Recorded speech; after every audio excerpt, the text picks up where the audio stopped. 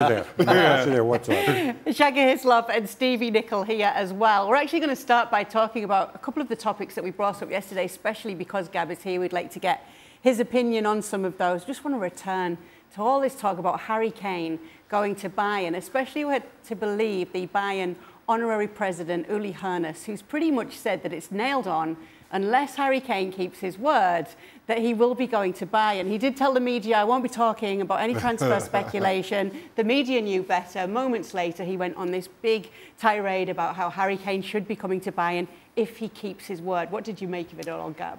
I find the story absolutely fascinating. I had the opportunity to spend time with Uli Hoeness a few years ago. I mean, when people say larger-than-life character, you know, he was everything to Bayern, right? So when something like this comes out, and then Bayern then leak that, oh, everybody's unhappy that he said this, I'm thinking to myself, is this all a plan here? Does Hoeness say, like, I'm going to act like the crazy uncle to force this through, and then we'll maintain plausible deniability, and all that matters is that Harry Kane becomes a Bayern player?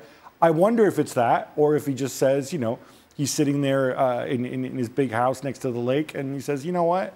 I can go and say and do whatever I want. I would actually lean towards the former, because I think the wind has changed as Bayern. Hoeness is in a much stronger position than before, even though he doesn't necessarily have an official title or an executive title.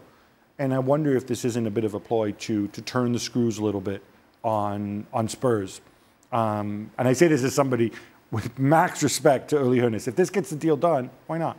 I like conspiracy theory, Gab. Oh. How did you feel about it, though, Shaka? Just because yesterday they seemed okay with it, but I feel as though the Bayern fans are a little bit upset that he's spoken out like he has about it. No, I think obviously a part of this is Daniel Levy and how difficult it is doing business with him. And then the question being whether Harry Kane would be willing to kick up a fuss in forcing that move through, something that Harry Kane has never given any indication that he'd do.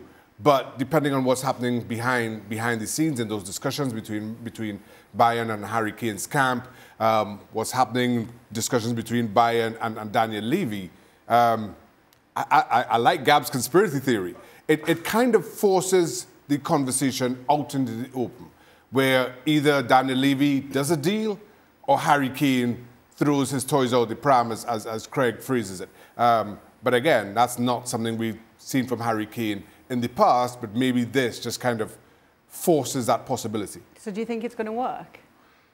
Well, you know, you say we haven't seen it. There was obviously a couple years ago when he was linked to City, when there was a whole business about him coming back to holiday late, and you know, it wasn't quite clear what was going on there. I hear conflicting things all the time. You know, I think rationally it might make sense for Kane to just say, wind your contract down. You know, it's not like he's 35 years old. And then you can write your own ticket and go wherever you want. At the same time, you know, you're dealing with a really canny operator in Daniel Levy, and he also knows that maybe this is the time to cash in. If I am going on a bit of a rebuilding project now with Ange, you know, we're out of Europe, we're going to go with younger players. Does it make sense to kind of almost buy Ange Postecoglou time by letting Kane go now, rather than later when you're going to get less money, taking some pressure off and say, all right, this year's just about growth? I don't know. I just find this fascinating because these are really, really shrewd people. They don't get everything right. But in the same way, I'm willing to give Hoeness the benefit of the doubt that there was a method to his madness. I'm going to say the same for Daniel Levy. Is there a part of it that you think Kane might be keeping his own options open, even elsewhere, to see if there is interest anywhere else? I can't figure out what's going through Kane's mind, to be quite honest. You know, if Kane wants to go, then please just, can you tell Daniel Levy you want to go?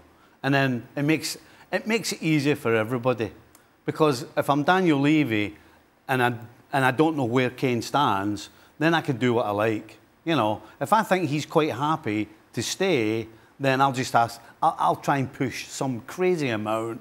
And then if I get it, great. And if I don't, that's fine. But it would make it easier for everybody, including Kane himself, if he would just come out and say, look, I would prefer to go to Bayern Munich. If it doesn't work out, then I'm more than happy to have another year here. And then Bayern, in particular, are in a position where they can actually be professional, because it's not what Uli Hoeness did isn't particularly the right thing to do, but I absolutely agree with what he did because he's trying to get this done.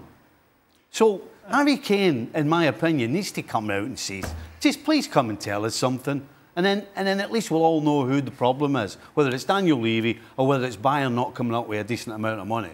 At least let us know something. I also wonder a little bit, and this might be really pushing the conspiracy boat out there. To me, Harry Kane at Bayern, given the players who are there already, I'm not sure to what degree it fully makes sense for Kane or for Bayern. And obviously he makes them better because he's a tremendous goal scorer. But he's been so effective at kind of like being a 9 and a 10 at the same time, dropping off, setting up teammates to run into and so on, dropping off into that attacking midfield space. And you already have Jamal Musiala there. You've got Thomas Muller, who's still there and wants to play in that space. And he's at his best. I mean, he can do different roles, but that is where he's at his best. I kind of wonder, like, from a football perspective, is it that easy to make it all work together, Steve? Don't you think that Harry Kane dropping off was because of the way that the teams he was playing in played? Well, he didn't do that with Pochettino because they were trying to play forward. He was trying to be a proper centre forward. But then when you get Conte and you get Jose Mourinho, who are all about breaking, then it kind of forced him to drop into the hole. He was very good at it. He was fantastic, but I would guess that if you're he's a pure centre forward. I would guess pure centre forwards are more than happy to be in the box when the ball's delivered, and then they don't have all the other stuff to do. I'm sure he enjoyed doing it, and he probably wasn't under pressure to do it. It was just a natural thing. But now that he's getting on in years as well, the less running around he does, the better. So I would suggest get Musiala behind him and let Musiala supply him as well as the wide guys. I mean, what a perfect scenario for Harry Kane. I'm with Stevie on this. Listen, I think as good as Harry Kane was at dropping off, he's an incredible finisher. And Bayern Munich are in desperate need of that number 9, of a finisher. And I'm not sure that there's a better one in the game that's available to Bayern Munich. And I say that because you don't think Lewandowski is going to come back. You don't think Haaland is going to move from City to Bayern right now. So in terms of just pure finishers, regardless of how good Harry Kane is at dropping off, in terms of pure finishers, Harry Kane is as good as Bayern can get. Well, thank you very much for watching ESPN on YouTube. For more sports highlights and analysis, be sure to download the ESPN app. And for live streaming, premium content, and let's not forget as well, ESPN FC 7 days a week. Subscribe to ESPN+.